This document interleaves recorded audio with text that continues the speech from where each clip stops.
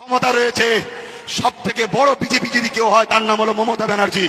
খোদ নিজে BJP BJP BJP BJP Mamata BJP Mamata BJP Mamata BJP Mamata BJP. যদি ওর দম থাকে, ওর যদি দম থাকে আমার সাথে আসুক আইনি ভাবে। মমতা বন্দ্যোপাধ্যায় আরএসএস এর সঙ্গে যুক্ত, এটা আমরা জানতাম। সুতিতে দাঁড়িয়ে যে কথা, যে হুঙ্কার তুললেন, এর আগে নেতাজি ইন্ডোর স্টেডিয়ামে বলেছিলেন বাংলার বুকে কেউ ওয়াকফ নিয়ে আন্দোলন করবে না, দিল্লিতে যাও। আমরা তখনও ভাবছিলাম এইটা যে বিশাল উনি ভুল করেছেন, এইটা উনি রিয়েলাইজ করছেন। এর আগে ফিরহাদ হাকিম, শওকত মোল্লা, ছুটলেদের দিয়ে বলার ছিল, তারপর নিজে যখন বললেন তো আমরা ভাবলাম এটা মনে হয় ভুল ক্যালকুলেশন হয়েছে, ক্ষতি হয়েছে, বুঝতে পেরেছেন। মাঝে কয়েকদিন চুপ ছিলেন।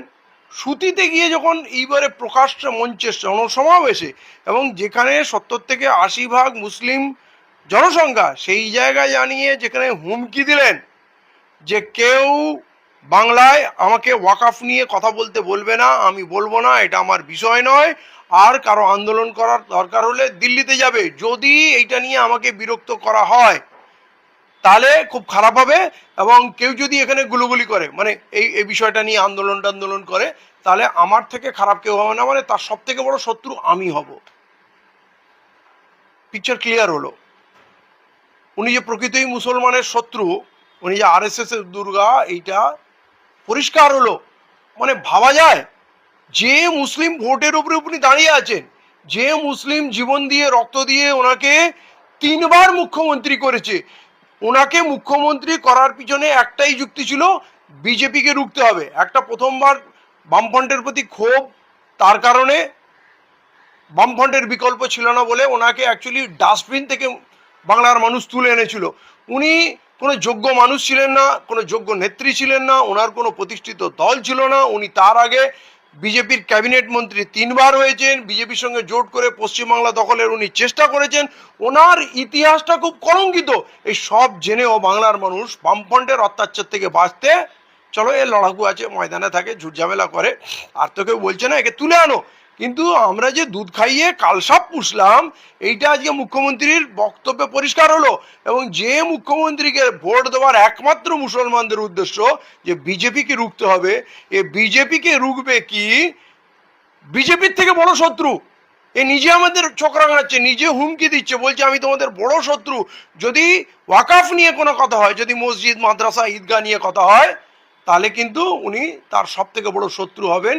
তাহলে আজকের দিনে উনি বোঝা গেল ওনার জগন্নাথ মন্দিরটাই আসল, ওনার দক্ষিণেশ্বর কালী মন্দির আসল, ওনার দুর্গা কার্নিভাল, ওনার সাগর মেলা, ওনার সান্ধ্যা গঙ্গা প্রদীপ, এগুলো হচ্ছে আসল। উনি ওয়াকফের নাম শুনলে তেলে বেগুনে হয়ে যাচ্ছেন, এবং কেউ যদি ওয়াকফ নিয়ে কথা বলে তাদের উনি ভয়ঙ্কর শত্রু হবেন। জানি না আমাদের গুলি করে মেরে দেবে, জেলে পুরে দেবে, কি করবে। মানে আমরা যে বলতাম উনি আরএসএস এর লোক, ওনার শ্রদ্ধেয় হচ্ছে মোহন ভাগবত, আরএসএস হচ্ছে দেশভক্ত সংগঠন, মোদী অমিত শাহ ওনার শ্রদ্ধেয়, ওদের সঙ্গে গোপন মিটিং হয়। আমরা যে বারবার বলতাম উনি এই রাজ্যে আরএসএসকে মজবুত করছেন, বিজেপিকে আশ্রয় দিয়েছেন, উনি মানুষের শত্রু। এইবারে উনি স্বীকার করে নিলেন যে কেউ যদি গণতান্ত্রিক আন্দোলন করে, গণতান্ত্রিক অধিকার স্থাপনে, যদি ভারতীয় সংবিধান যে নিজের ধর্মে চলা, নিজের ধর্মীয় উপাসনালয় প্রস্তুত করা, তাকে পরিচালনা করার অধিকার দিয়েছে, সেইটা আজকে হারাতে বসেছে। মানে সংবিধানের মূল ভিত্তিটাই নষ্ট হতে চলেছে। সেই নিয়ে যদি আজকে হিন্দু মুসলমান সবাই নিয়ে, কারণ এখন কিন্তু শুধু মুসলমানরা ওয়াকফ আন্দোলন করছে না, আরো অনেক সংগঠন দল করছে।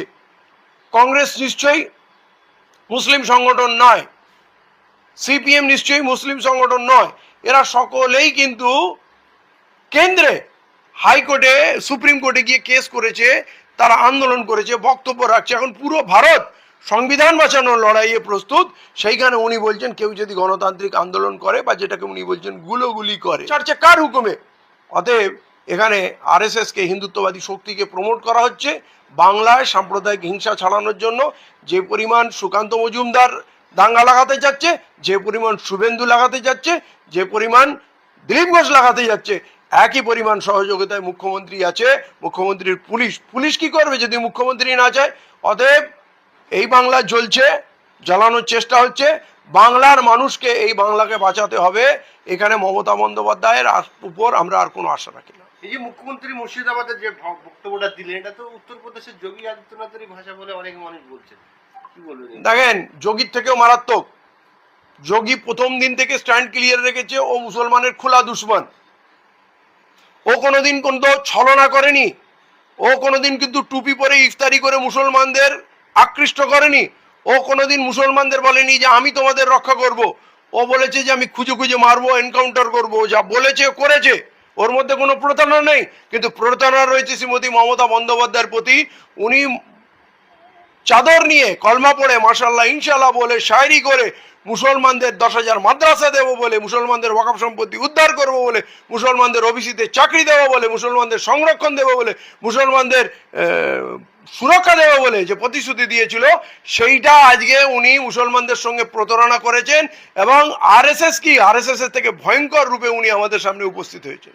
এই যে মুখ্যমন্ত্রী বলছেন যে যান দিল্লিতে গিয়ে আন্দোলন করুন, আমরা দেখলাম যেমন 100 দিনের টাকা কেন্দ্র সরকার দিচ্ছিল না, রাজভবন 144 ধারার আওতায়, সেই জায়গায় বেশ কয়েকদিন ধরে তারা আন্দোলন করলো এবং ডিজে বাজলো। তাহলে মুখ্যমন্ত্রী আন্দোলন করতে পারবে আর আদার্স মানুষ করতে পারবে, এটা কেমন? মুখ্যমন্ত্রী প্রথমে আমাদের এনআরসি মুভমেন্টে আটকে ছিলেন। তারপরে দেখলাম যখন আমরা ব্যাপক জনপ্রিয় অর্জন করেছি, আমাদের চাপে, আমাদের প্রস্তাবনায় বিধানসভায় এনআরসি বাতিলের প্রস্তাব পাশ হলো এবং উনি তখন ক্যা ছি বলে রাস্তায় নামলেন।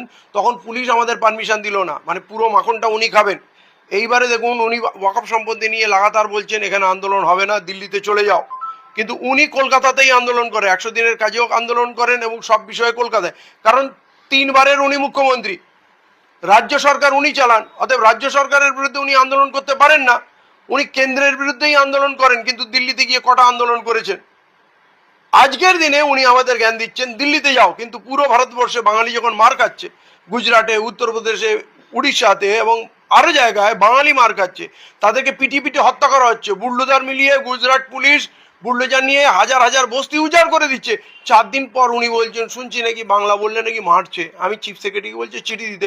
তাহলে উনি কেন দিল্লি গেলেন না? উনি কেন প্রধানমন্ত্রীর অ্যাপয়েন্টমেন্ট করলেন না? উনি কেন রাষ্ট্রপতির সঙ্গে কথা বললেন না? উনি কেন অমিত শাহর সঙ্গে কথা বললেন না? উনি কেন গুজরাটের মুখ্যমন্ত্রীর সঙ্গে কথা বললেন না? উনি কেন দিল্লি যাচ্ছেন না বাঙালিকে রক্ষা করার জন্য? মানে বাঙালি মার খাচ্ছে, উনি উদাসীন। তাহলে ওয়াকফ সম্পত্তি না হলে ওনার নয়, তাহলে বাঙালি কি ওনার নয়? তাহলে উনি কি ওই মারবাড়ি গুজরাটের মুখ্যমন্ত্রী হয়েছেন?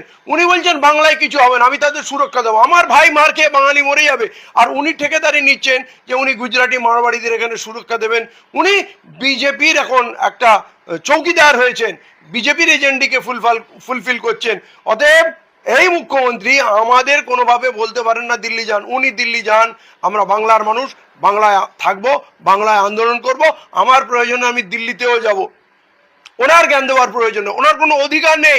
উনি বলে দিয়েছেন উনি আমাদের শত্রু, অতএব শত্রু আমাদের জ্ঞান দেবে না, আমরা কি করবো?